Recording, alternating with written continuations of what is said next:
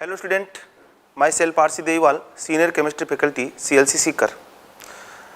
आज का जो हमारा टॉपिक रहेगा, हम पीछे जो बात कर चुके हैं अप टू कार्बोनिल कंपाउंड तक, हम नीट 2013 टू 2019 तक क्वेश्चन डिस्कस कर चुके हैं और साथ के साथ हमने उन क्वेश्चन से रिगार्डिंग कंसेप्ट को भी सीखने की कोशिश की है।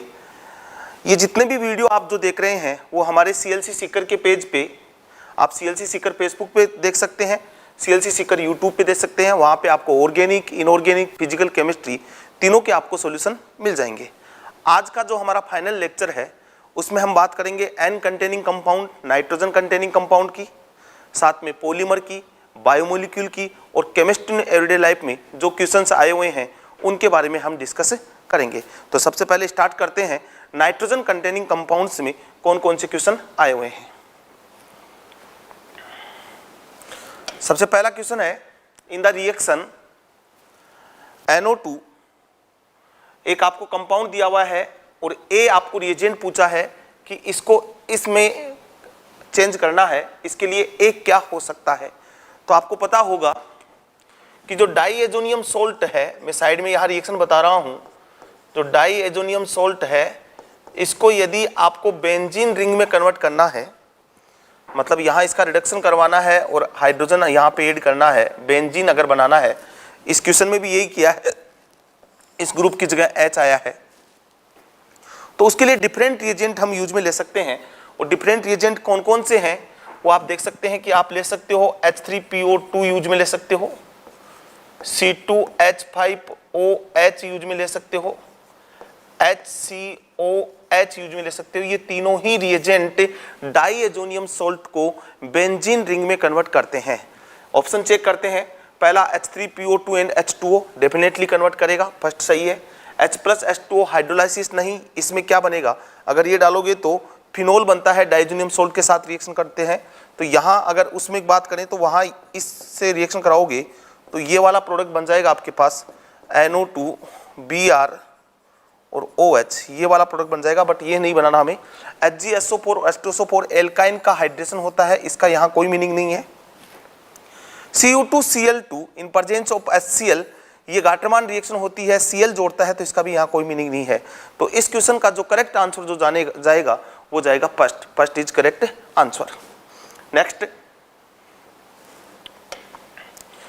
आपसे बोला in the following reaction the product A is, ये एरोमेटिक कंपाउंड है, ये भी एरोमेटिक कंपाउंड है, और आपसे पूछा है कि एक कलर्ड कंपाउंड का फॉर्मेशन हुआ है जिसको बोला है येलो डाई, और ये जो येलो डाई है इसका स्ट्रक्चर क्या होगा वो आपसे पूछा है। AIPMT 2014 का क्वेश्चन है। तो इसको अगर हम सोल्व करें, इस क्वेश्चन को अगर हम सोल्व करें तो ये रिएक्शन है एग्जाम्पल ऑफ कपलिंग रिएक्शन। कौन सी रिएक्शन है ये? कपलिंग रिएक्शन का एग्जाम्पल है। और कपलिंग रिएक्शन जो होती है वो पीएच कंट्रोलिंग रिएक्शन होती है। यदि आप डाइजोनियम सोल्ट की रिएक्शन फिनोल से करवाते हो तो वहां वो रिएक्शन होती है pH 9 to 10 के बीच में, और यदि आप एनिलीन के साथ रिएक्शन करवाते हो तो वो होती है pH 4 से 5 के बीच में, एसिडिक मीडियम में, इसलिए आपको यहाँ एसिडिक मीडियम दिया हुआ है। और जो कपलिंग रिएक्शन है वो है example of aromatic electrophilic substitution. ये भी किसका एग्जाम्पल है? एरोमेटिक इलेक्ट्रोफिलिक सब्स्टिट्यूशन का। और कौन सी पैरा पोजीशन पे होती है? Occur at para position. और किस पोजीशन पे होती है ये? पैरा पोजीशन पे, क्योंकि NH2 यहाँ न्यूक्लियोफाइल की तरह बिहेव करेगा और डाइजोनियम सोल्ट यहाँ इलेक्ट्रोफाइल की तरह बिहेव करेगा। ये जो है वो ऑर्थो पैरा डायरेक्टिव है, बट ऑर्थो पे बल्कि ग्रुप जुड़ेगा तो रिपल्सन बढ़ेगा, इसलिए मेजर प्रोडक्ट जो बनेगा वो पैरा पोजीशन से बनेगा। यदि ऑर्थो पोजीशन ऑलरेडी ऑक्यूपाई है या पैरा पोजीशन ऑलरेडी ऑक्यूपाई है तो फिर रिएक्शन ऑर्थो पोजीशन पे हो सकती है। तो यहां देखें, बात करें कि यहां आपके पास ये दिया हुआ है N, ये पॉजिटिव और ये N, ये डाइजोनियम सोल्ट है। इसकी रिएक्शन करवानी है आपको एनिलीन से,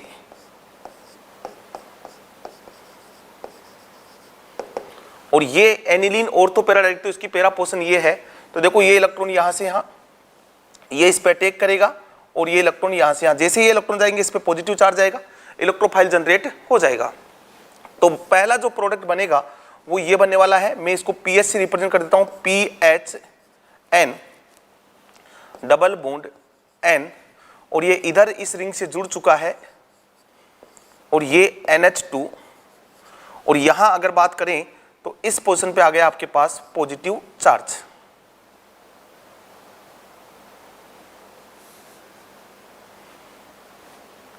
ऐसे दिखा देते हैं अपन,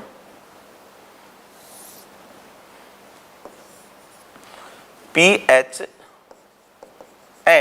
डबल बॉन्ड N, और ये रिंग, ये बॉन्ड और ये NH2, और यहां पॉजिटिव। अब हम एरोमेटिक इलेक्ट्रोफिलिक सब्स्टिट्यूशन रिएक्शन में पढ़ते हैं कि जिस पोजीशन पे इलेक्ट्रोफाइल अटैक करता है उसी पोजीशन से H+ क्या होता है, बाहर होता है। तो पैरा पोजीशन से यहां से H+ क्या हो जाएगा, बाहर, और सिस्टम में वापस से एरोमेटिसिटी आ जाएगी। ऐसा प्रोडक्ट अगर हम देखें तो ऐसा प्रोडक्ट हमारे पास फोर्थ में है, तो जो आंसर जाएगा इस रिएक्शन का वो जाएगा फोर्थ इस रिएक्शन का करेक्ट आंसर हो जाएगा। ठीक है, अब हम बात करते हैं नेक्स्ट क्वेश्चन की, कि नेक्स्ट क्वेश्चन कौन सा है। देखें,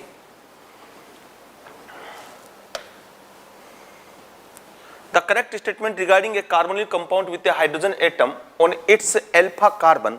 तो ये क्वेश्चन कार्बोनिल कंपाउंड में हम ऑलरेडी डिस्कस कर चुके हैं। इस कंपाउंड को मैंने बोला था कि एल्फा कार्बन पे जो हाइड्रोजन है वो कीटोइनोल टोटोमेरिज्म में इन्वॉल्व होती है, और जो ऐसा ऑप्शन है वो हमारे पास थर्ड है। तो इस क्वेश्चन का जो आंसर जाएगा वो जाएगा third is correct answer. Next, the electrolytic reduction of nitrobenzene. तो देखो, नाइट्रोबेंजीन का रिडक्शन आपके एनसीईआरटी बुक में नहीं है। नाइट्रोबेंजीन का जो एनसीईआरटी बुक में जो रिडक्शन है वो केवल ये है कि जब आप नाइट्रोबेंजीन का रिडक्शन एसिडिक मीडियम में SN प्लस HCl या फिर Fe प्लस HCl या फिर Zn प्लस HCl से करवाते हो, तो ये एसिडिक मीडियम में रिडक्शन हो रहा है, तब ये बन जाता है NH2 में रिड्यूस हो जाता है। एनसीईआरटी में केवल इतना ही रिडक्शन दिया हुआ है, बट आप देखोगे तो नाइट्रोबेंजीन का डिफरेंट वे में, डिफरेंट तरीके से रिडक्शन होता है। बेसिक मीडियम में कुछ और बनता है, स्ट्रॉन्ग बेसिक मीडियम में कुछ और प्रोडक्ट आता है, न्यूट्रल मीडियम में कुछ और प्रोडक्ट आता है, और इलेक्ट्रोलाइटिक रिडक्शन जो है वो भी पीएच कंट्रोलिंग रिडक्शन है। तो मैं यहां जो बात कर रहा हूं वो इलेक्ट्रोलाइटिक रिडक्शन की बात करने वाला हूं। देखें, electrolytic reduction of nitrobenzene C6H5NO2 depend upon pH. इसको आप ध्यान रखेंगे कि क्वेश्चन आते हैं यहां से, डिपेंड अपॉन पीएच। ये पीएच पे डिपेंड करता है कि पीएच आपको कैसा दिया हुआ है। यदि आपको वीक एसिडिक मीडियम दिया हुआ है या स्ट्रॉन्ग एसिडिक मीडियम दिया हुआ है, तो इन वीक एसिडिक मीडियम, अगर वीक एसिडिक मीडियम दिया हुआ है, देन रिड्यूस्ड इन C6H5NH2, तब तो ये एनिलीन में क्या हो जाता है, रिड्यूस हो जाता है। इलेक्ट्रोलाइटिक रिडक्शन अगर आपने इसका करवाया है और वीक एसिडिक मीडियम लिया है, तब तो ये एनिलीन में क्या हो जाता है, कन्वर्ट हो जाता है। बट हमारे यहाँ क्वेश्चन में जो पूछा है वो पूछा है कि स्ट्रॉन्गली एसिडिक मीडियम, और स्ट्रॉन्गली एसिडिक मीडियम में रिडक्शन कैसे होता है उसके बारे में मैं बात करता हूं। देखें, नाइट्रोबेंजीन का इलेक्ट्रोलाइटिक रिडक्शन, इलेक्ट्रो रिडक्शन, और वो भी मैं ले रहा हूं स्ट्रॉन्ग एसिडिक मीडियम। वो भी किस में ले रहे हैं हम, स्ट्रॉन्ग एसिडिक मीडियम में इसका रिडक्शन करवा रहे हैं। तब ये पहले तो कन्वर्ट होगा हाइड्रोक्सिल एमीन में, NHOH, और हाइड्रोक्सिल एमीन आगे रीअरेंज्ड हो जाएगा, रीअरेंजमेंट, और रीअरेंजमेंट होने के बाद ये कन्वर्ट हो जाएगा पैरा एमिनोफिनोल में। ये फाइनल प्रोडक्ट आएगा। तो इलेक्ट्रोलाइटिक रिडक्शन दो तरीके से होगा, वीक एसिडिक मीडियम में एनिलीन बनेगा, और स्ट्रॉन्ग एसिडिक मीडियम में पहले हाइड्रोक्सिल एमीन बनेगा जो आगे रीअरेंज्ड होके पैरा एमिनोफिनोल में कन्वर्ट हो जाएगा। ऐसा अगर हम बात करें तो पैरा एमिनोफिनोल हमें दिया हुआ है सेकंड ऑप्शन में, तो आंसर जो जाएगा वो जाएगा second. Next, the following reaction is known by the reaction. आप यहां देखें इस रिएक्शन में हुआ क्या है, तो मैं आपको यह बता देता हूं कि NH बॉन्ड और OH बॉन्ड, इस रिएक्शन का कंसेप्ट देखना। अगर NH बॉन्ड और OH बॉन्ड इस रिएक्शन, इस कंपाउंड की रिएक्शन में ClCOCH3 से करवाऊं और रिएक्शन होती है इन प्रेजेंस ऑफ pyridine, तो यहां से HCl बाहर हो जाएगा और यहां से भी HCl बाहर हो जाएगा। दोनों कंडीशन चाहे NH ग्रुप हो चाहे OH ग्रुप हो। तो NH ग्रुप में ये वाला बनेगा NCO और ये CH3, मतलब H ग्रुप की जगह कौन सा ग्रुप आ गया, एसाइल ग्रुप। इसको हम बोलते हैं एसाइलेशन रिएक्शन। इस रिएक्शन का नाम है एसाइलेशन रिएक्शन। बट यदि मैं इस NH ग्रुप की रिएक्शन ClCO6H5 से करवाता हूं तो वही HCl बाहर होगा, सेम इसी वैसे होगी, वही pyridine की प्रेजेंस में रिएक्शन होगी।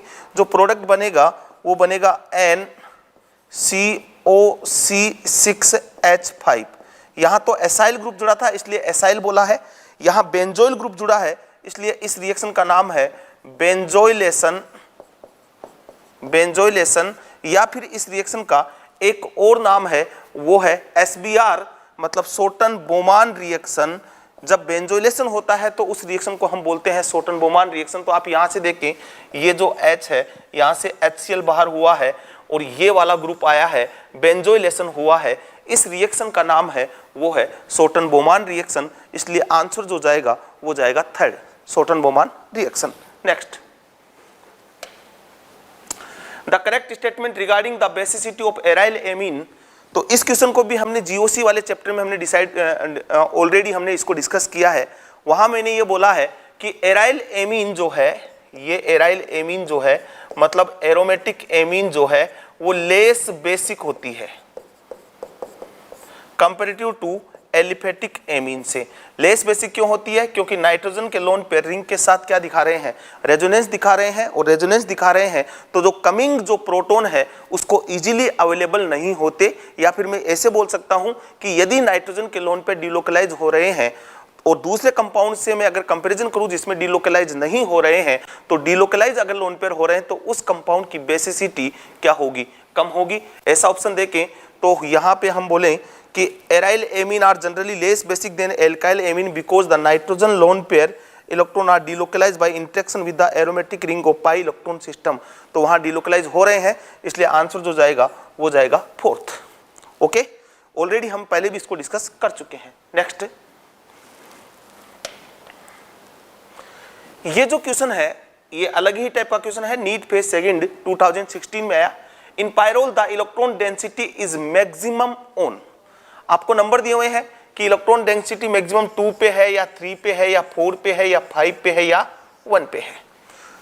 तो इस क्वेश्चन को सोल्व करूं तो मेरे पास इस क्वेश्चन को सोल्व करने का तरीका यह है कि अगर मैं मान लो कि 2 और 5 तो सेम ही पोजीशन है, 3 और 4 भी क्या है, सेम पोजीशन है, 2 और 5 भी सेम पोजीशन है, 3 और 4 भी सेम पोजीशन है। तो अगर मैं मान लेता हूं कि मैक्सिमम इलेक्ट्रॉन डेंसिटी 2 पे है तो इस इलेक्ट्रॉन को मैं इधर लेके आऊं, नेगेटिव चार्ज लेके आऊं, तो यहां पॉजिटिव और यहां क्या आ गया, नेगेटिव, और यहां आपके पास ये क्या है, बॉन्ड। तो यहां पे नेगेटिव चार्ज आया तो इलेक्ट्रॉन डेंसिटी यहां मानूं एक बार मैक्सिमम, हो सकता है मैं मैक्सिमम यहां ना मान के मैक्सिमम मानूं कितने नंबर पे, 3 नंबर पे। मैंने बोला 3 और 4 क्या है, सेम। तो दूसरी पॉसिबिलिटी है मेरे पास ये NH और ये इलेक्ट्रॉन इधर से इधर रोटेट हो जाए तो नेगेटिव और ये पॉजिटिव और ये। तो ये 2 केस हैं कि मैं नेगेटिव चार्ज का मतलब इलेक्ट्रॉन डेंसिटी एक बार इलेक्ट्रॉन डेंसिटी में 2 नंबर पे लेके आया और एक बार इलेक्ट्रॉन डेंसिटी में 3 नंबर पे लेके आया।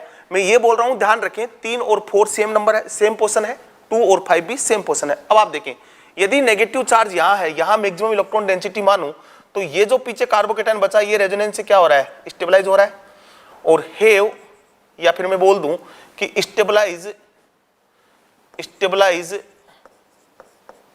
Bye two resonating structure. कैसे? एक बार ये गया, फिर पॉजिटिव आया, फिर नाइट्रोजन के साथ रेजोनेंस, तो ये दो रेजोनेटिंग स्ट्रक्चर से स्टेबलाइज है। इसकी बात करूं तो ये भी यहाँ पे पॉजिटिव चार्ज है भाई, नेगेटिव चार्ज तो इलेक्ट्रॉन डेंसिटी हो गई ना, इलेक्ट्रोफाइल यहाँ जुड़ गया, ये पॉजिटिव, तो ये जो है वो है stabilised by one resonating structure. ये किससे स्टेबल है? ओनली एक रेजोनेटिंग स्ट्रक्चर से है। तो ज्यादा नेगेटिव चार्ज डेंसिटी कहां आएगी? जहां रेजोनेटिंग स्ट्रक्चर ज्यादा बन रही है, और वो कहां बन रही है?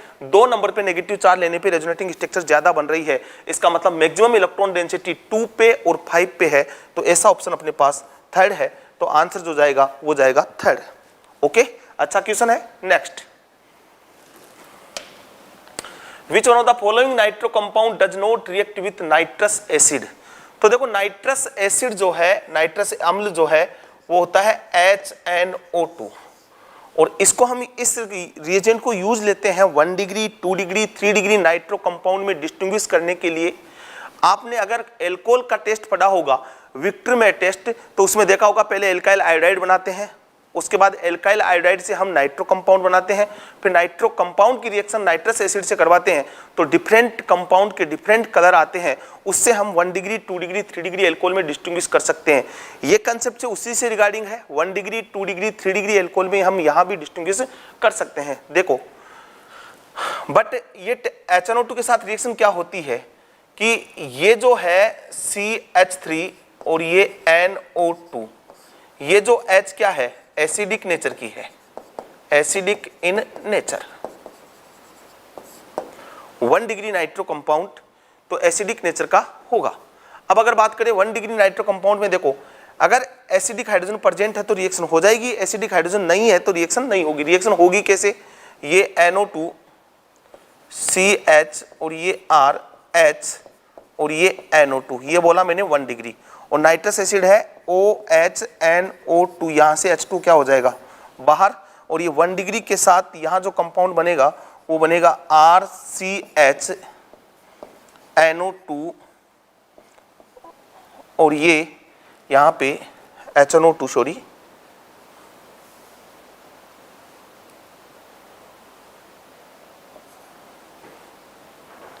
यहाँ पे आपके पास जुड़ गया NO, और ये कंपाउंड NaOH के साथ रिएक्शन करके रेड कलर देता है। ये तो 1 डिग्री नाइट्रो कंपाउंड की। 2 डिग्री नाइट्रो कंपाउंड की अगर बात करें तो भी रिएक्शन हो जाएगी, R ये CH3H और ये NO2, इसके पास भी एसिडिक हाइड्रोजन है, और ये OH N double bond O और ये OH। यहां अगर बात करें तो यहां भी रिएक्शन हो जाएगी, एसिडिक हाइड्रोजन यहां भी प्रेजेंट है। तो इन दोनों ही केस में 1 डिग्री नाइट्रो कंपाउंड और 2 डिग्री नाइट्रो कंपाउंड, यहां ये दोनों हाइड्रोजन बाहर हो जाएगी, सॉरी दोनों हाइड्रोजन बाहर हो जाएगी, और यहां बन जाएगा ये कार्बन और यहां पे डबल बॉन्ड N। तो ये जो रिएक्शन हुई है, ये रिएक्शन 1 डिग्री और 2 डिग्री नाइट्रो कंपाउंड के साथ होती है, 3 डिग्री नाइट्रो कंपाउंड के साथ नाइट्रस एसिड रिएक्शन नहीं करता। तो इसका की पॉइंट ये है कि 3 डिग्री नाइट्रो कंपाउंड, इस चीज को ध्यान रखिए, 3 degree nitro compound do not react with HNO2, nitrous acid के साथ रिएक्ट नहीं करता। तो इसकी बात करें तो यहाँ वाला इसके पास एसिडिक हाइड्रोजन प्रेजेंट है, ये कितना डिग्री है? 1 डिग्री नाइट्रो कंपाउंड। ये कितनी डिग्री है? 3 डिग्री। और ये कितनी डिग्री है? ये भी 1 डिग्री। और ये कितनी डिग्री हो गया? ये हो गया 2 डिग्री। तो कौन सा रिएक्ट नहीं करेगा? 3 डिग्री रिएक्ट नहीं करेगा। तो आंसर जो जाएगा वो जाएगा second. Next, a given nitrogen containing compound aromatic compound है, A react with SnHCl followed by HNO2। पहले SnHCl से रिएक्शन करना है, ए कंपाउंड है, ओके, उसकी रिएक्शन करवानी है आपको Sn प्लस HCl से, SnHCl से, और फिर उसके बाद रिएक्शन करवानी है HNO2 से। तो आपके पास एक अनस्टेबल कंपाउंड क्या बनता है? B बनता है। फिर B on treatment with phenol, B की रिएक्शन फिनोल के साथ रिएक्शन करवाते हो तो आपके पास form a beautiful colour compound C। और इस सी कंपाउंड का जो फॉर्मूला है वो है C12 है H10N2O, ये वाला कंपाउंड बनता है। तो स्ट्रक्चर ऑफ कंपाउंड ए, तो सीधा सा मतलब है कि यहां से बी से जो है सी जो कलर्ड कंपाउंड बना है, ये वाली जो रिएक्शन है वो कौन सी है, कपलिंग रिएक्शन। और ए जो है वो है नाइट्रोबेंजीन। नाइट्रोबेंजीन की SN प्लस HCl के साथ रिएक्शन होगी तो पहले बनेगा एनिलीन, फिर एनिलीन की रिएक्शन नाइट्रस एसिड के साथ करवाओगे तो हमें पता है एनिलीन नाइट्रस एसिड के साथ एक कंपाउंड बनाता है एरिल डाइजोनियम सोल्ट, और एरिल डाइजोनियम सोल्ट वाला ये वाला कंपाउंड बनेगा। और ये कंपाउंड फिर रिएक्ट करेगा किससे, फिनोल से। तो कपलिंग रिएक्शन के द्वारा जो कंपाउंड बनेगा, जो अभी मैंने कपलिंग रिएक्शन की पीछे वाले क्वेश्चन में मैकेनिज्म बताई है, N डबल बॉन्ड N और ये OH, ये कंपाउंड जो होगा वो होगा ऑरेंज डाई। और ये कंपाउंड इस फॉर्मूले को क्या कर रहा है, फॉलो कर रहा है। तो जो कंपाउंड ए है वो है अपने पास nitrobenzene. First is correct answer. Next, nitration of aniline in strong acidic medium also given meta nitro aniline because of, ये भी बहुत अच्छा क्वेश्चन है कि हम ये बात करते हैं कि जो एनिलीन है, एनिलीन जो कंपाउंड है वो NH2 का क्या लगता है, प्लस R लगता है। और हम ये बोलते हैं कि प्लस R वाले ग्रुप कौन से होते हैं, ऑर्थो पैरा डायरेक्टिव होते हैं। तो जब में एनिलीन का नाइट्रेशन करवाते हैं तो केवल ऑर्थो पैरा प्रोडक्ट बनना चाहिए, बट क्वेश्चन में हमें ये बोल रहा है कि nitration of aniline is strong acidic medium also give Meta nitro aniline, कि मेटा वाला प्रोडक्ट क्यों बनता है। मतलब इसका कहने का मतलब ये है कि जब आप HNO3 और प्लस H2SO4 के साथ रिएक्शन करवाते हो, जो नाइट्रेटिंग मिक्सर है, नाइट्रेशन इसी रिएजेंट से होता है, H2SO4 स्ट्रॉन्ग एसिडिक मीडियम है, तो आपके पास तीन तरह के प्रोडक्ट बनते हैं। एक बनता है NH2NO2, एक बनता है NH2 और ये NO2, और एक बनता है NH2 और ये NO2। इस वाला प्रोडक्ट का परसेंटेज आता है 51%, ये आता है 47% और ये वाला आता है 2%। तो ये वाला मेटा वाला प्रोडक्ट क्यों आया है, उसका रीजन इस क्वेश्चन में पूछा हुआ है। ठीक है, तो हम देखते हैं कि मेटा वाला प्रोडक्ट क्यों आया है। इस क्वेश्चन को मैंने एक्सप्लेन किया कि क्वेश्चन में पूछना क्या चाह रहा है उसके बारे में। अब हम इसको एक्सप्लेन करते हैं कि मेटा वाला प्रोडक्ट क्यों आया। तो देखिए, आप जैसे ही नाइट्रो एनिलीन, आपने एनिलीन लिया है और रिएजेंट लिया आपने H2SO4 और HNO3, तो मुझे पता है कि ये किसकी तरह बिहेव कर रहा है, बेस की तरह बिहेव कर रहा है। और ये H+ यहां से क्या कर देगा, इसको डोनेट कर देगा। सबसे पहले एसिड बेस रिएक्शन हो जाएगी, और एसिड बेस रिएक्शन होने के बाद सबसे पहले जो प्रोडक्ट बनेगा वो बनेगा NH3+ और HSO4-। इस कंपाउंड का नाम है एनिलीनियम आयन। इस कंपाउंड का जो नाम है वो है एनिलीनियम आयन। और अगर इस कंपाउंड की बात करूं तो देखो यहां पे ये NH3+ इस रिंग को क्या नहीं कर पा रहा है, एक्टिवेट नहीं कर पा रहा है, रिंग में इलेक्ट्रॉन डेंसिटी नहीं बढ़ा पा रहा है। इसलिए जो इलेक्ट्रोफाइल आएगा वो तीनों पोर्शन पे जाएगा, ऑर्थो पे भी जाएगा, मेटा पे भी जाएगा और पैरा पे भी जाएगा। अगर ये रिएक्शन नहीं होती, एनिलीनियम आयन नहीं बनता, तो केवल क्या बनना चाहिए था, ऑर्थो पैरा बनना चाहिए था। बट सबसे पहले एसिड बेस रिएक्शन होगी जिससे एनिलीनियम आयन का फॉर्मेशन होगा, और जो एनिलीनियम आयन है वो आगे रिएक्ट करेगा, तब वो मेटा प्रोडक्ट भी बनाएगा। इसलिए मेटा प्रोडक्ट बन रहा है। तो ऐसा ऑप्शन अगर हम देखें तो आपके पास है, देखो, in acidic medium aniline is present as a anilinium ion. दूसरा बोला in electrophilic substitution reaction amino group is meta directive, तो नहीं, ये तो गलत हो गया। तो आंसर जो एनिलीनियम आयन बना, तो आंसर जो जाएगा वो जाएगा सेकंड। बाकी in absence of substitution nitro group, बाकी और कोई ऑप्शन का कोई मतलब नहीं है, आप देख सकते हो। तो करेक्ट आंसर सेकंड। ओके, देखते हैं नेक्स्ट क्वेश्चन।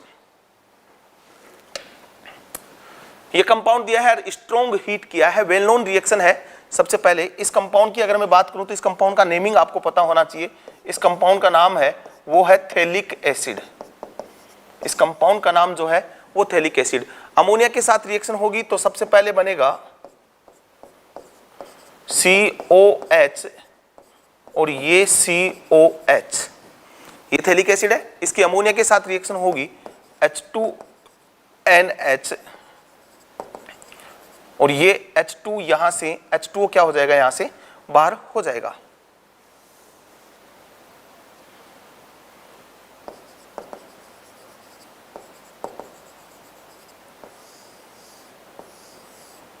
ये H2O बाहर होने के बाद जो बनेगा, ये जो रिएक्शन हुई है वो हुई है एसाइल न्यूक्लियोफिलिक सब्स्टिट्यूशन रिएक्शन, और ये बना आपके पास ये वाला कंपाउंड CONH2 और ये CONH2। इस कंपाउंड का नाम है थैलेमाइड।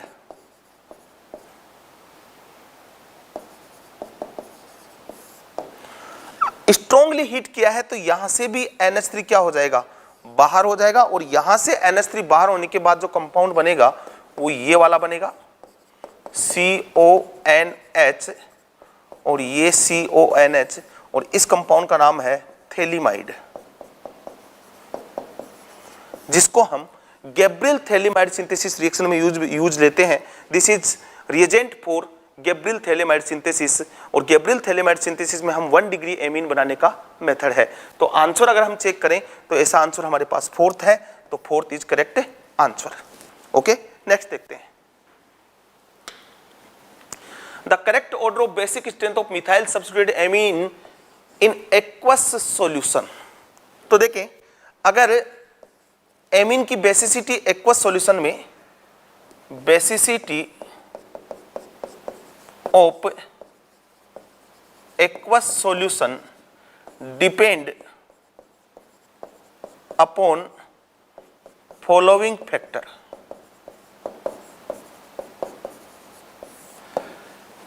अगर एक्वस सॉल्यूशन में हम बेसिसिटी की बात करें तो वो डिफरेंट फैक्टर पे डिपेंड करती है, और वो कौन से हैं? पहला है सॉल्वेशन एनर्जी, इंडक्टिव इफेक्ट,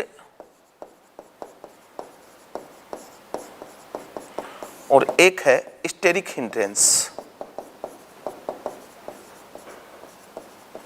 या फिर मैं बोल दूं size of alkyl group. In 3 factor पे बेसिसिटी डिपेंड करती है एक्वस सॉल्यूशन में, इसलिए हम किसी एक पर्टिकुलर फैक्टर की बात यहां पे नहीं करते हैं। अच्छा, यदि गैसेस स्टेट की बात करते हैं तो गैसेस स्टेट में एलिफेटिक एमीन की बेसिसिटी केवल इंडक्टिव इफेक्ट पे डिपेंड करती है, और जहां inductive effect plus I maximum होगा वहां बेसिसिटी मैक्सिमम होगी। तो अगर जैसे मैं बात करूं यहां पे कि अगर गैसेस स्टेट में बात करता तो 3 डिग्री, 2 डिग्री और 1 डिग्री एमीन बेसिसिटी का क्या आ जाता, ऑर्डर आ जाता। बट ये किस में बात हो रही है? ये हो रही है गैसियस स्टेट में, और गैसेस स्टेट में केवल इंडक्टिव इफेक्ट में बात होगी, क्योंकि यहाँ 3 एल्काइल ग्रुप का प्लस आई लगेगा, यहाँ 2 का लगेगा, यहाँ 1 का लगेगा, और हम बोलते हैं कि basicity directly proportional two plus I. But यहाँ 3 फैक्टर हैं, और तीनों फैक्टर में जो बेसिसिटी, जो तीनों फैक्टर को अगर मिला के हम बात करें बेसिसिटी की तो अलग अलग आएगा, क्योंकि सॉल्वेशन एनर्जी 1 डिग्री एमीन की मैक्सिमम होगी, जबकि बात हम ये करेंगे कि प्लस आई की अगर बात करें तो सॉल्वेशन एनर्जी 1 डिग्री एमीन की मैक्सिमम क्यों होगी? क्योंकि 1 डिग्री एमीन अगर बेसिसिटी शो करेगा तो बनाएगा RNHHH, और ये वाला स्टेबलाइज होगा A से OH2 OH2 और OH2। A से क्या होगा? ये स्टेबलाइज होगा, A से स्टेबलाइज हो रहा है तो जितना ज्यादा सॉल्वेशन होगा उससे कॉन्जुगेटेड एसिड की स्टेबिलिटी बढ़ेगी, साथ के साथ सॉल्वेशन एनर्जी भी उतनी ज्यादा क्या हो जाएगी, रिलीज हो जाएगी। बट ये जो वाटर का मॉलिक्यूल इस पे अप्रोच कर रहा है वो इस एल्काइल ग्रुप की साइज पे भी डिपेंड करेगा, क्योंकि ये होता है हाइड्रोफोबिक। इसका साइज जितना ज्यादा बड़ा होगा H2O की यहाँ अप्रोच करने की टेंडेंसी उतनी क्या हो जाएगी, कम हो जाएगी। ठीक है, तो यहाँ पे इन फैक्टर पे डिपेंड करेगी। तो इन तीनों फैक्टर को मिला के अगर हम बेसिसिटी का ऑर्डर हम बात करें तो आपको ध्यान होना चाहिए कि वो ऑर्डर क्या आएगा। तो उस ऑर्डर की मैं बात कर रहा हूं। देखें, आप ऐसे ध्यान रखें कि यदि एल्काइल ग्रुप CH3 है तो बेसिसिटी ऑर्डर जो आएगा एक्वस सॉल्यूशन में वो 2 डिग्री, 1 डिग्री और 3 डिग्री। अगर एल्काइल ग्रुप इथाइल है तो आएगा 2 डिग्री, 3 डिग्री और 1 डिग्री ऑर्डर आएगा। और ये आपको अच्छी तरह से याद होना चाहिए क्योंकि ये क्वेश्चन बहुत बार पूछा जाता है। हमें यहाँ मिथाइल एमीन दिया हुआ है और मिथाइल एमीन में 2 डिग्री सबसे ज्यादा होगा और जनरली 2 डिग्री एमीन ज्यादा बेसिक होती है। तो यहाँ जो आंसर जाएगा वो जाएगा थर्ड इज करेक्ट आंसर। ठीक है, तो इस क्वेश्चन को अच्छे से आप देखें, ये बहुत अच्छा क्वेश्चन था। अब हम बात करते हैं नेक्स्ट क्वेश्चन की। तो नेक्स्ट क्वेश्चन हम देख पा रहे हैं कि नेक्स्ट क्वेश्चन जो है वो है पॉलीमर वाले चैप्टर से, nylon is an example of, कि नायलॉन किसका एग्जाम्पल है। तो नायलॉन की बात करें तो नायलॉन में एमाइड लिंकेज होता है और इस लिंकेज वाले जितने भी पॉलीमर हैं उनके प्रीफिक्स में हम नायलॉन वर्ड का यूज में लेते हैं और इस वाला जो लिंकेज है वो है एमाइड लिंकेज वाला, मतलब पॉली एमाइड, जिसके आप एग्जांपल पढ़ते हो एनसीईआरटी में नायलॉन 6 नायलॉन 6 और नायलॉन 6-2, ये 3 एग्जांपल हैं जो आप एनसीईआरटी से पढ़ते हैं जो नायलॉन के एग्जांपल हैं। मतलब एमाइड लिंकेज अगर है तो उसको हम नायलॉन के एग्जांपल में कंसिडर कर सकते हैं। देखो यहाँ पॉलीमर वाले जो क्वेश्चंस हैं उनमें हो सकता है कुछ चीजें आपको एक्सप्लेन तो मैं करूंगा ही, साथ में कुछ चीजें आपको याद भी रखनी होगी कि किस पॉलीमर का क्या एप्लीकेशन है।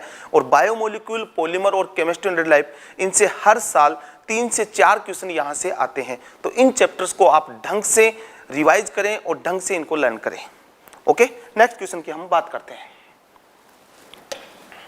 आपसे बोला है which is the monomer of neoprene in the following. तो मैं इंफॉर्मेशन दे देता हूं कि नियोप्रीन जो है वो है एग्जाम्पल ऑफ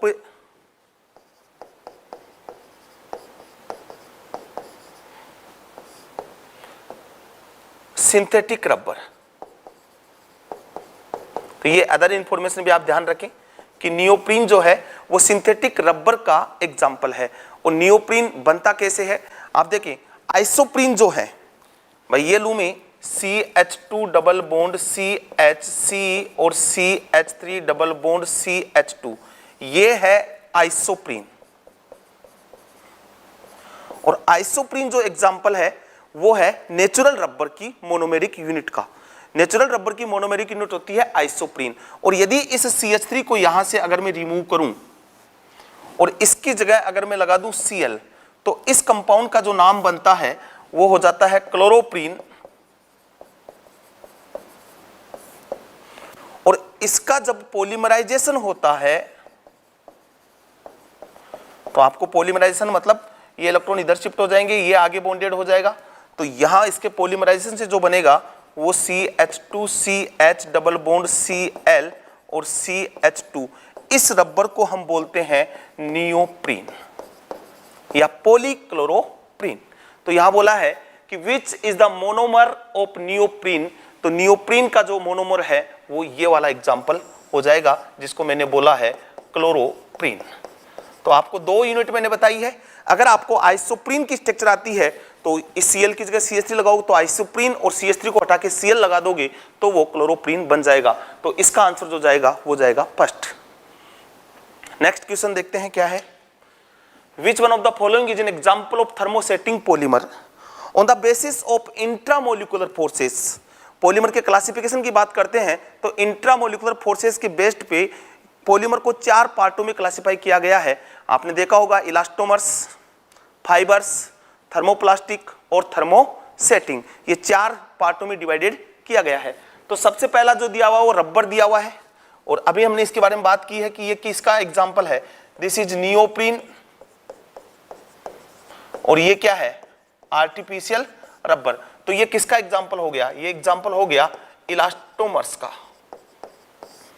सेकंड दिया हुआ है आपको, दिया हुआ है PVC पॉलीविनाइल क्लोरीन, आपको दिया हुआ है PVC पॉलीविनाइल क्लोरीन और ये एग्जाम्पल है थर्मोप्लास्टिक का। ये एग्जाम्पल आपको अच्छी तरह पता होना चाहिए, ये एग्जाम्पल है थर्मोप्लास्टिक का। तीसरा एग्जाम्पल आप देख पा रहे हो कि यहां अगर एग्जाम्पल की हम बात करें तो ये एग्जाम्पल है किसका, नायलॉन 6 का। और नायलॉन 6 का एग्जाम्पल है तो इसको हम कंसिडर करते हैं फाइबर्स में, ये फाइबर्स का एग्जाम्पल हुआ। और फोर्थ एग्जाम्पल जो है वो है फिनोल फॉर्मेल्डिहाइड पॉलीमर का। या फिर मैं बोल दूं रेजिन का। फिनोल फॉर्मेल्डिहाइड रेजिन जो सबसे पुरानी जो पॉलीमर है वो है, और ये एग्जाम्पल है वो है थर्मोसेटिंग का। ये आप एनसीईआरटी पढ़ें, और यहाँ भी मैंने आपको ऑलरेडी बताया है कि किसको किस कंडीशन में रखेंगे। थर्मोसेटिंग पॉलीमर मतलब ऐसे पॉलीमर जिनको हम एक बार यूज में लेने के बाद अगर उनको हम फ्यूज्ड कर दें तो वापस से उनका यूज नहीं किया जा सकता। This class known as thermosetting polymer. हमसे यही पूछा है कि एग्जाम्पल थर्मोसेटिंग पॉलीमर का कौन सा है, तो आंसर जाएगा fourth is correct answer. Next, which of the following organic compound polymerise to form polyester. तो आप यहां से देखिए कि पॉलीएस्टर का मतलब ये हुआ कि उसमें कौन सा लिंकेज होना चाहिए, एस्टर लिंकेज होना चाहिए। और अगर हम बात करें तो एस्टर लिंकेज कहां बनेगा, आप इस ऑप्शन को देखें, टरथेलिक एसिड इसको बोलते हैं।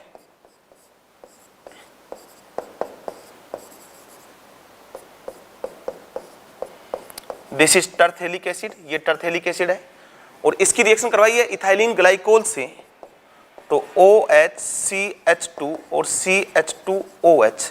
तो यहां से हमें पता है कि H2O क्या होगा, बाहर होगा, तो इसका OH चला जाएगा, आगे पॉलीमराइज होगा तो उसका OH भी जाएगा, तो ये बना CO, और ये रिंग, इधर आपके पास CO और इधर आपके पास एक ऑक्सीजन, और ये CH2 इसका H भी रिमूव हो जाएगा, ये O। तो ये वाला जो पॉलीमर है इसका नाम है डेक्रोन, इस पॉलीमर का नाम है वो है डेक्रोन, और ये एग्जाम्पल है पॉलीएस्टर का, क्योंकि आप यहाँ लिंकेज देख सकते हो, ये है एस्टर लिंकेज। तो जो डेक्रोन बनेगा वो बनेगा terephthalic acid and ethylene glycol से। ऑप्शन और देखें, प्रोपाइलिन एंड पैरा प्रोपाइलिन नहीं करेगा reaction, benzoic acid and ethanol ester बनेगा, केवल पॉलीएस्टर नहीं बनेगा। तो आंसर जो जाएगा वो जाएगा third is correct answer. Next, biodegradable polymer which can be produce from glycine and aminocaproic acid, कि ग्लाइसिन और एमिनोकेप्रोइक एसिड से कौन सा बायोडिग्रेडेबल पॉलीमर बनता है। मतलब बायोडिग्रेडेबल पॉलीमर का मतलब क्या है, ऐसे पॉलीमर जिनको हम डिग्रेड कर सकते हैं उनको हम बायोडिग्रेडेबल पॉलीमर पढ़ते हैं।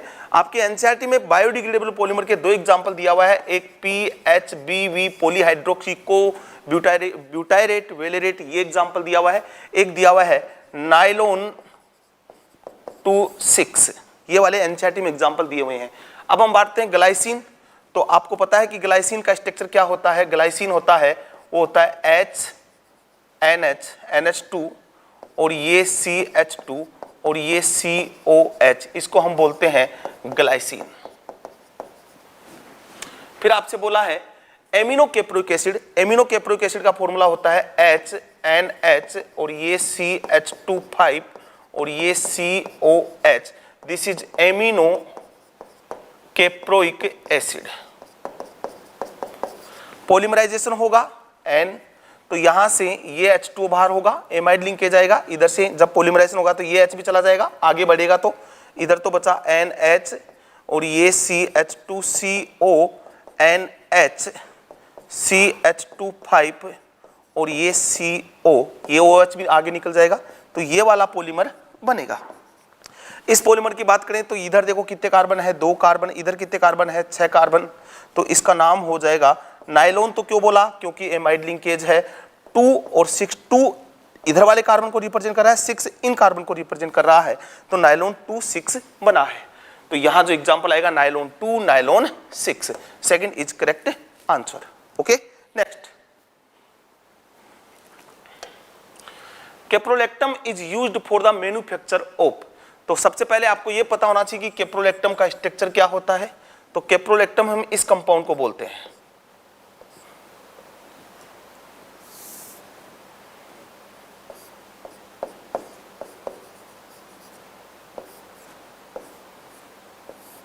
This is caprolactam.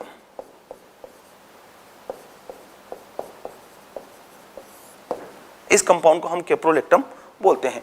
और जब हम इसका हाइड्रोलाइसिस करवाते हैं और हीट लेते हैं तो पहले इसका यहां से हाइड्रोलाइसिस होगा, इधर OH बनेगा, इधर H बनेगा, इधर बनेगा OHCO और ये CH2 और ये NH2। ये वाला जो है ये वाला एसिड आपके पास बना है। तो यहाँ एसिड देखो 1 2 3 4 5 6 कार्बन होने चाहिए, 6 कार्बन है। और ये आगे अंडरगोज पॉलीमराइजेशन, ये हीट की प्रेजेंस में ही आगे क्या होगा, पॉलीमराइज्ड होगा और बनाएगा CO CH2 और NH। ये वाली यूनिट बार बार क्या होगी, रिपीट होगी। इसी का नाम है नाइलॉन 6। क्यों, 6 कार्बन है इसलिए मैंने बोला है इसको नाइलॉन 6। इसी यूनिट को आप बार बार लिखें, H2 बाहर निकाले, एमाइड लिंकेज आ जाएगा। इसलिए यहां से कैप्रोलेक्टम से जो पॉलीमर बनेगा वो होगा नाइलॉन 6। ये वाला इसका आंसर आएगा। ओके, दूसरा नाम इसको पर्लोन के नाम से भी जानते हैं। अब हम नेक्स्ट क्वेश्चन की बात करते हैं। Natural rubber hedge all trans configuration, alternate cis and trans configuration, random cis and trans configuration, all cis configuration। तो सबसे पहले नेचुरल रबर की मैं आपको बता रहा हूं कि नेचुरल रबर की मोनोमेरिक यूनिट जो मैंने अभी बोली है, इस नेचुरल रबर की जो मोनोमेरिक यूनिट होती है, और आप समझेंगे इसको कि मोनोमेरिक यूनिट इसकी जो होती है वो होती है आइसोप्रीन।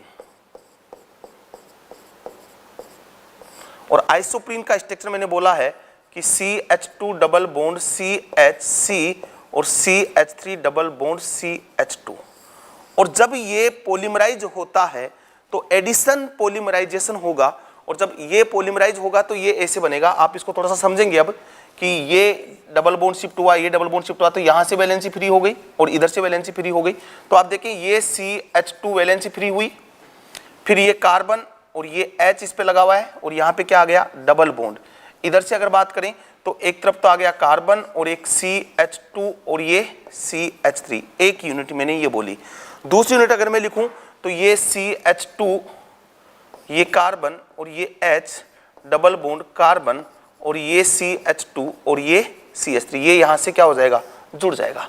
तो आप देखिए जो लिंकेज हो रहा है 1 2 3 4, मतलब कहां से जुड़ रहे हैं, 1 4 से जुड़ रहे हैं, और 1 4 साइड दोनों एक सेम साइड है। तो 1 4 सिस पोली आइसोप्रीन को हम नेचुरल रबर कहते हैं। 1 4 सिस क्यों बोला, क्योंकि 1 और 4 पोर्शन से क्या है, सेम साइड, इसलिए बोला 1 4 सिस पोली आइसोप्रीन को हम नेचुरल रबर कहते हैं।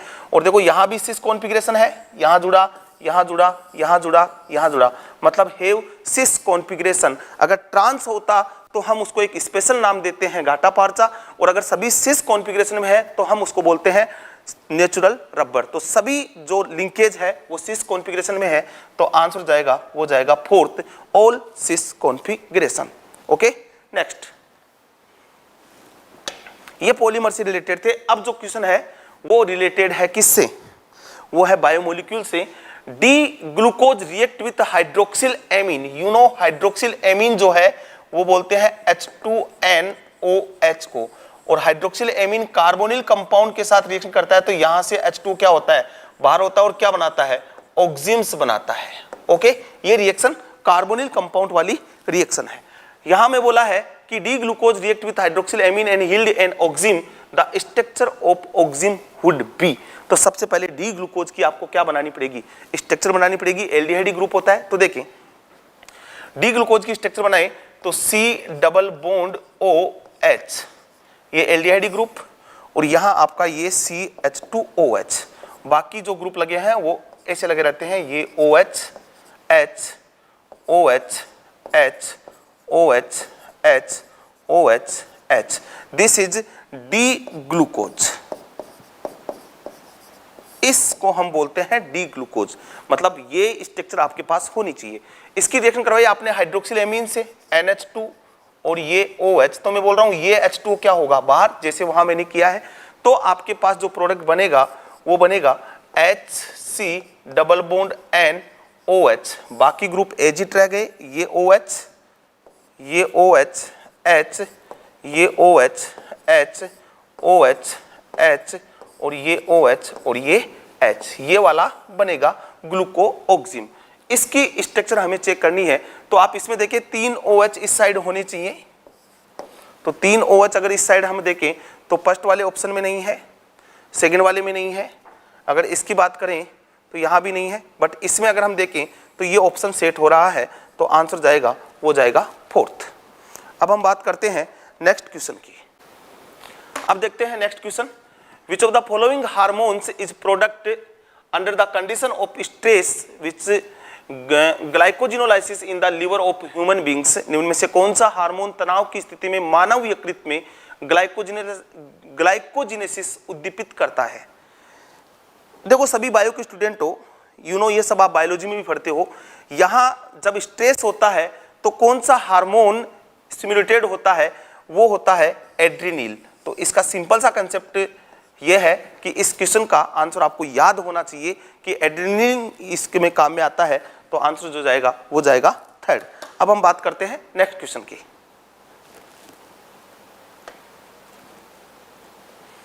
इन a protein molecule various amino acid are linked together by, कि प्रोटीन में जो हमें ये पता है कि प्रोटीन एक बायोपॉलीमर का एग्जाम्पल है, और प्रोटीन की जो मोनोमेरिक यूनिट होती है वो होती है alpha amino acid. Different alpha amino acid या सेम एमिनो एसिड आपस में जुड़ते हैं पेप्टाइड लिंकेज के द्वारा, और पॉलीपेप्टाइड चेन को ही हम किस नाम से जानते हैं, प्रोटीन के नाम से जानते हैं। तो ये वेल नोन क्वेश्चन है कि प्रोटीन में डिफरेंट एमिनो एसिड जो है वो पेप्टाइड लिंकेज के द्वारा क्या होते हैं, बॉन्डेड होते हैं।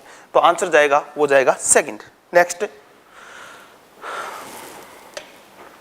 The correct statement regarding RNA and DNA respectively, RNA और डीएनए के लिए कौन सा कथन सत्य है।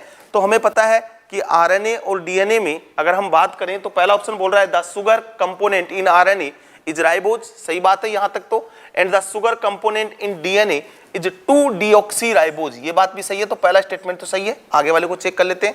सभी को पता है आरएनए में राइबोज शुगर काम में आती है, जबकि डीएनए में 2 नंबर से हम ऑप्शन को हटा देते हैं, इसलिए बोल देते हैं डीऑक्सी-राइबोज शुगर वहां पे काम में आती है। The sugar component in RNA is arabinose, मतलब ही नहीं है, गलत हो गया। The sugar component RNA is two deoxyribose, ये भी गलत हो गया। The sugar component RNA is arabinose, ये भी गलत हो गया। तो आंसर जो जाएगा वो जाएगा first. Next, which one given below is non reducing sugar, ऐसे क्वेश्चन आपको आने चाहिए। देखो नॉन रिड्यूसिंग शुगर का कंसेप्ट ये है कि यदि शुगर में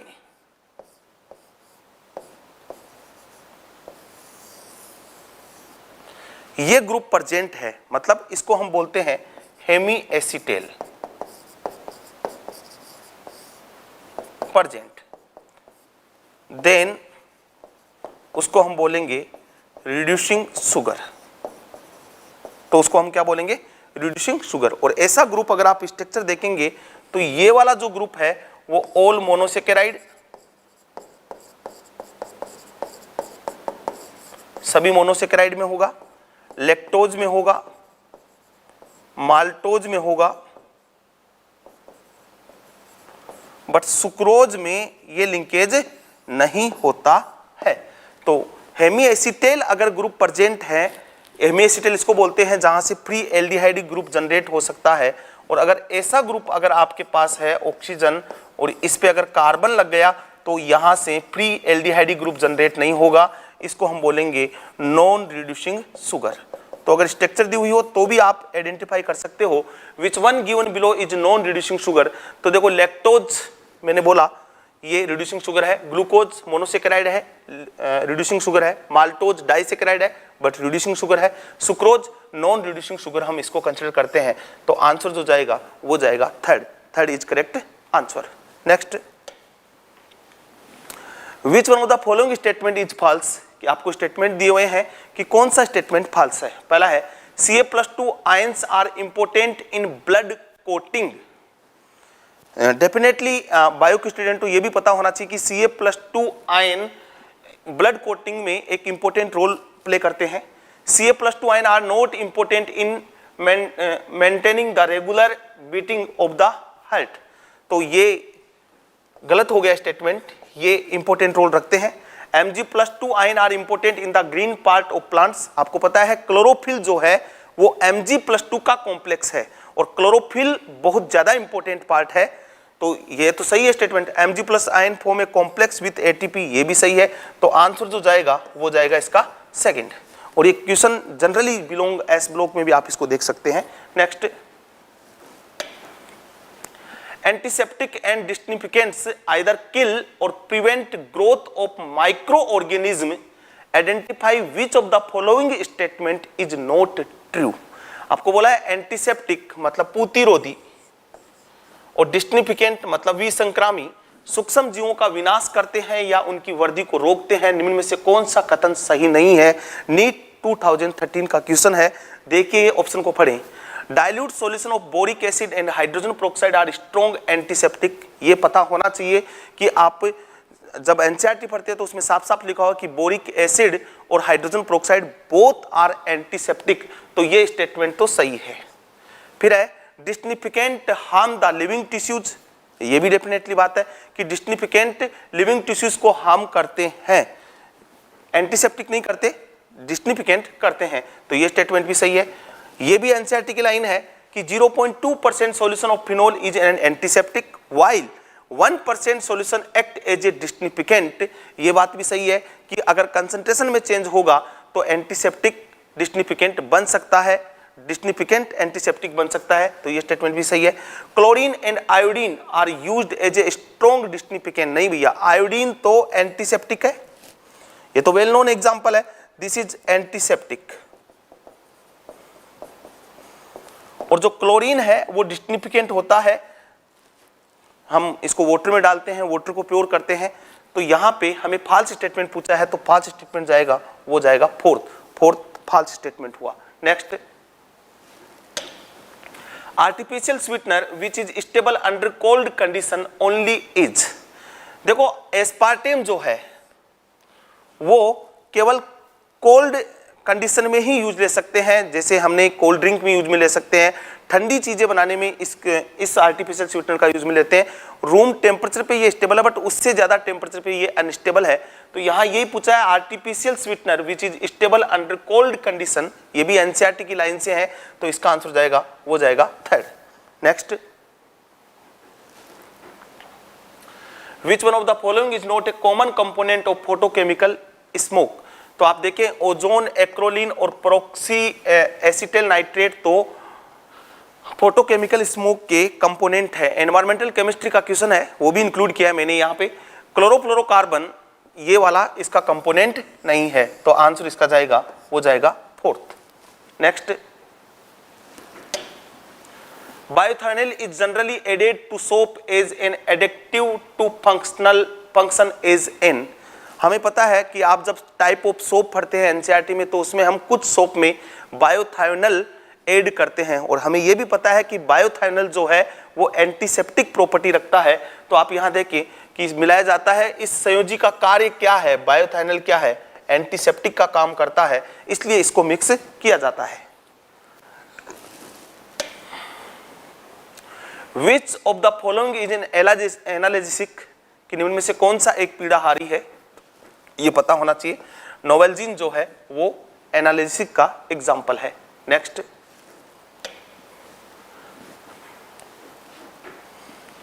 fog is a colloidal solution of, fog किसका कोलाइडल सॉल्यूशन है, तो लिक्विड इन गैस का एग्जाम्पल है, ये इसका कोलाइडल सॉल्यूशन है, तो इसका आंसर जाएगा, वो जाएगा fourth. Next, the difference between amylose and amylopectin. हम ये पढ़ते हैं कि स्टार्च एग्जाम्पल है बायोपॉलीमर का, एग्जाम्पल है पॉलीसेकेराइड का, और स्टार्च के मेनली दो कंपोनेंट होते हैं, एक एमाइलोज होता है और दूसरा एमाइलोपेक्टिन होता है।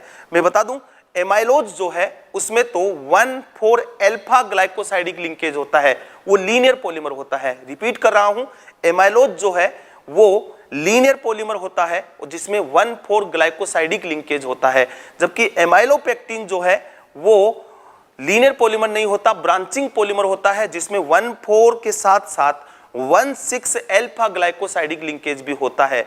और एमाइलोज और एमाइलोपेक्टिन दोनों की ही मोनोमेरिक यूनिट जो होती है वो होती है alpha D glucose.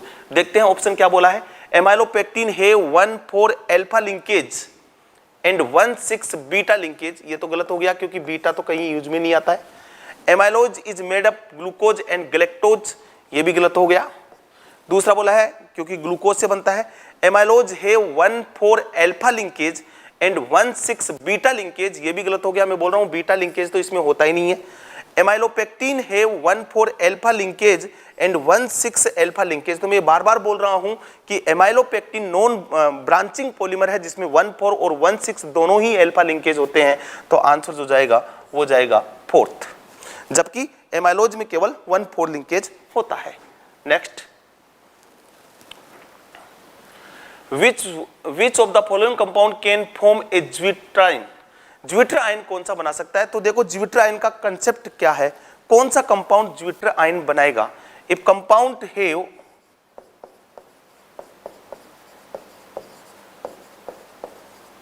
both acidic and basic group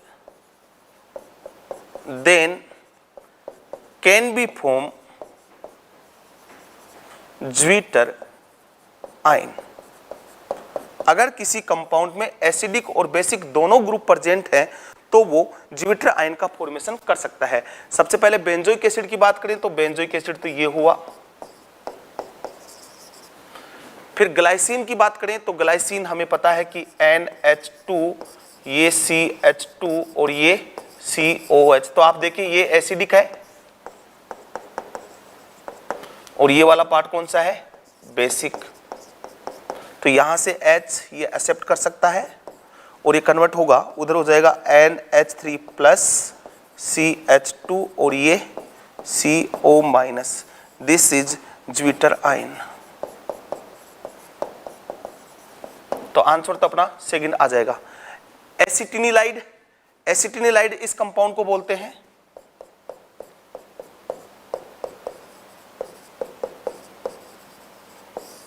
तो एमाइड लिंकेज है एसिटिनिलाइड।